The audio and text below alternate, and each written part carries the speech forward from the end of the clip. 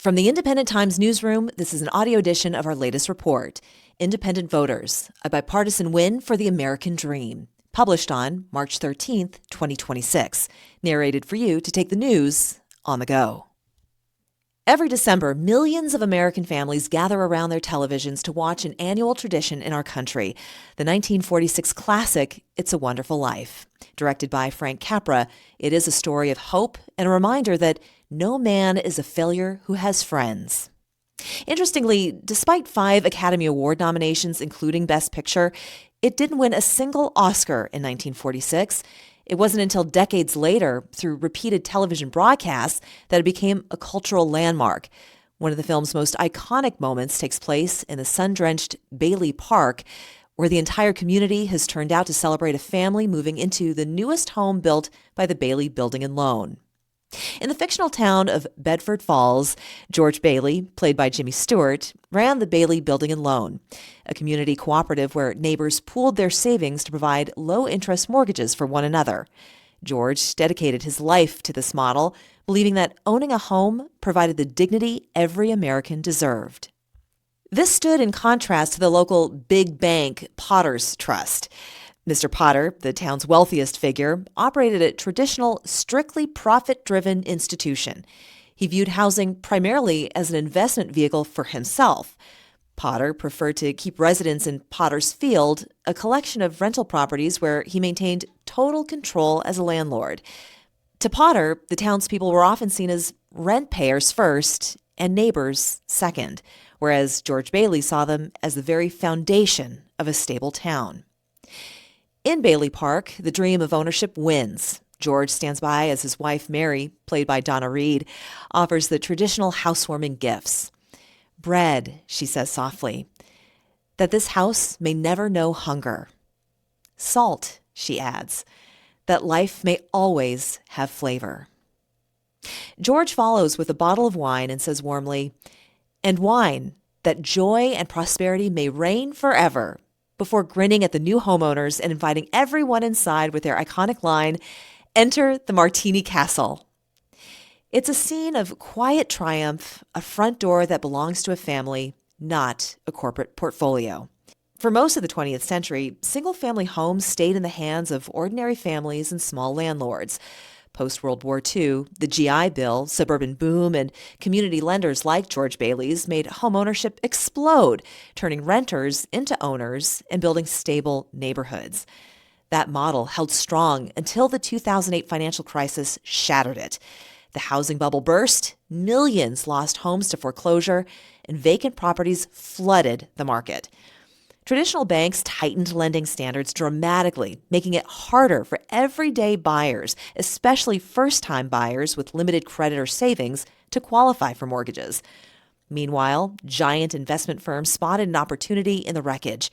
Beginning around 2011, private equity firms like Blackstone launched entities such as Invitation Homes to buy foreclosed houses in bulk and market them as updated rentals in desirable neighborhoods. Other major firms followed suit, snapping up foreclosed homes en masse. What changed? The 2008 crisis left behind many cheap, vacant homes, and low interest rates made it easy for big investors to borrow and buy in bulk. At the same time, long-standing problems such as strict local zoning rules and not in my backyard or NIMBY opposition meant that too few new homes were being built to meet demand.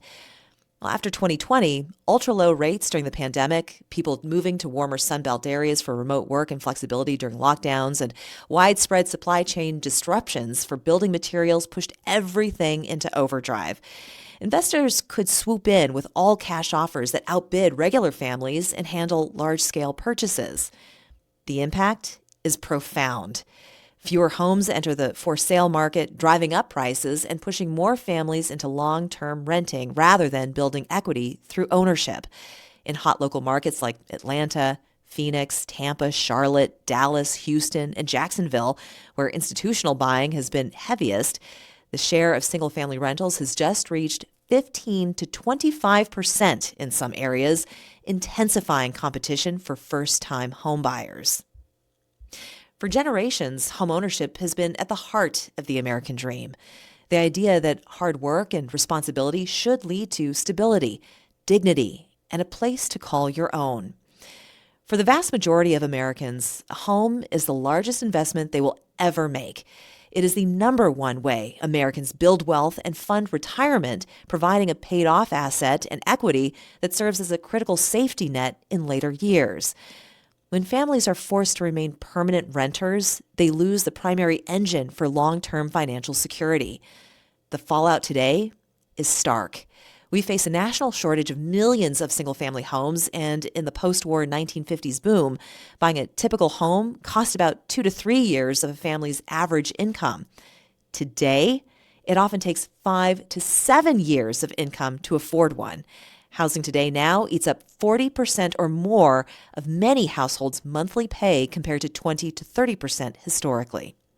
Compounding this, the median age of first-time homebuyers has risen sharply from around 30 in earlier decades to 40 in recent years, as affordability barriers delay or block younger families from entering the market.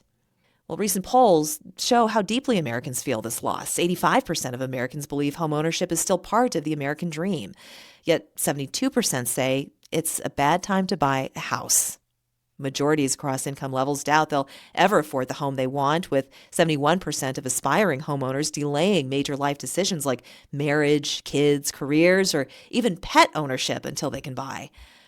Well, families now compete not against one Mr. Potter, but against portfolios with billions in capital, delaying or denying the dignity and wealth building George Bailey championed.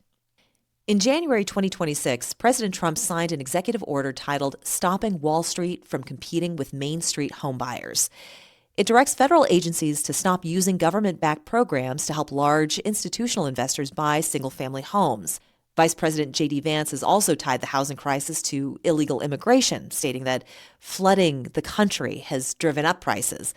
While economists agree that immigration increases demand, most note that chronic zoning-induced undersupply remains the primary cause. Well, here's a rare bipartisan response. By an overwhelming 89-10 vote, the 21st Century Road to Housing Act passed, aiming to limit large corporate investors while protecting small investors and families.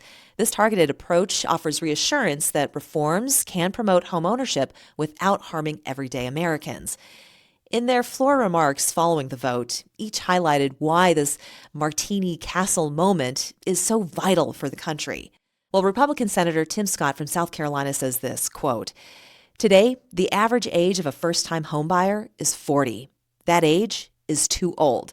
We can do now what a legislative body did then, create opportunities, restore hope, and let young people experience for the first time the American dream, the dream of home ownership," end quote.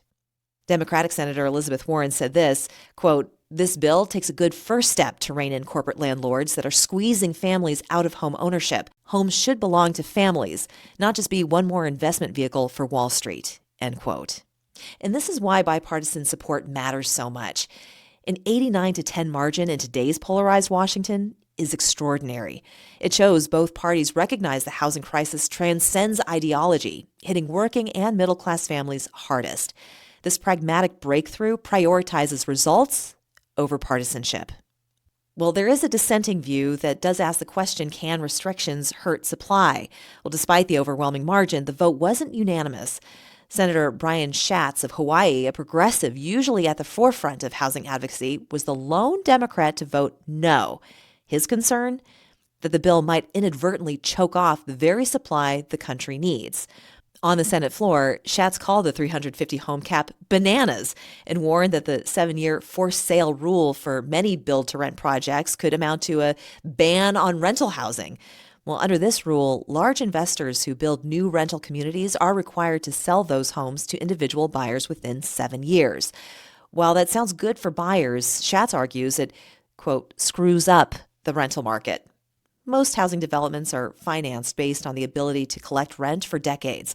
Forcing a sale in just 7 years could make these projects impossible to fund, stopping new construction before it even starts. Schatz says, quote, "I don't think people are clocking how bad this is going to be on the supply side," end quote.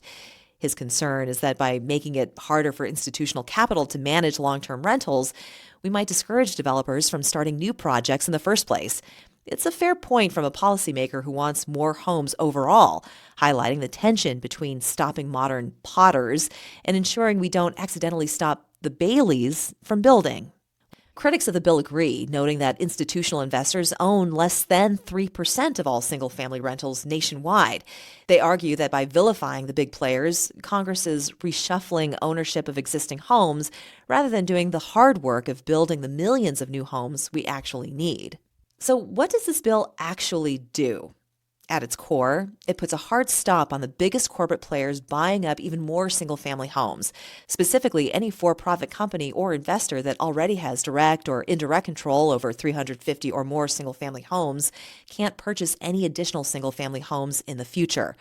The bill defines control broadly.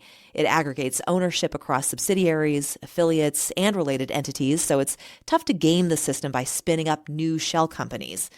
There are some practical exceptions. Investors can still buy homes that need major renovations, say 15% or more of the value to fix them up, or build new communities specifically for renting. But even in those cases, most of those properties have to be sold to individual homebuyers within 7 years, with renters getting a right of first refusal and a 30-day first look period. No one's forcing sales of homes they already owned before the law kicks in. And to make sure people follow the rules, violations carry real teeth. Civil penalties up to $1 million per violation, or 3 times the purchase price, whichever is greater. A viral post on X pointed out something fair. The 350 home threshold is pretty high, so only the largest institutional players get hit right away. Smaller or mid-size investors can keep growing their portfolios without this restriction. That said, the bill's aggregation rules count controlled entities toward the total cap, making it hard to dodge by creating new LLCs or subsidiaries. Legal experts confirm that's intentional. Here's the bigger catch. There's no requirement for big investors to sell off the roughly 450,000 single-family homes they already own nationwide. Those stay in corporate hands. It also doesn't address the root causes, such as sky-high interest rates or the skyrocketing cost of building materials and labor. Wages have been growing at about 3 to 4% a year lately, but home prices have outpaced that for years now, leaving a real structural gap between what most Americans earn and what they can actually afford. So yes, this is meaningful progress, especially the bipartisan push to level the field, but it's not a total fix. The House still has to weigh in, and that's where refinements could happen. So here's why independent voters should care. This bill is a rare example of what independents actually want to see, a pragmatic cross-aisle fix that levels the playing field without big government overreach or partisan scoring. It targets only the massive corporate buyers, think hedge funds and private equity giants with thousands of homes in their portfolios. Small landlords, mom-and-pop investors, and everyday families are completely free to keep buying and owning private homes. No one's coming after them, and no new taxes are hitting regular Americans. The real payoff? Putting more homes back on the market for families and taking some of the downward pressure off from Wall Street cash should help bring prices down and make it easier for a lot of people, maybe your kids, maybe you, to afford a starter home and actually start building real wealth over time. And in this divided Washington, that overwhelming 89-10 support shows something important. Housing isn't a left-right issue at all. It's just basic economic reality, stable neighborhoods, retirement security, and that same dignity George Bailey championed when he helped families like the Martinis get their own front door. Polls confirm independents are fed up with gridlock, but open to bipartisan wins like this. A 2025 Independent Center survey found affordability and inflation topping concerns for 67% of registered voters, with independents especially likely to prioritize practical fixes. The National Association of Realtors 2026 voter poll reveals broad cross-party support, including independent support for bipartisan policies to boost supply and help families buy. 85% of Americans still see homeownership as essential to the American dream, but only 17% think now is a good time to buy. So here's the call to action. Independents don't want party loyalty. They want results that restore opportunity. Use your outsized influence now while the House shapes the final bill. The bill now heads to the House. If you value practical fixes over partisanship, this bill is worth championing. Take a moment and send a message to your representative, and send a message to democracy.io. Independent voters wield real influence. Demand Congress finish the job. Homes for people, not portfolios. Thanks for listening. For more news built for independence, head to indtimes.news and follow us on social media at indtimesnews. Your voice matters.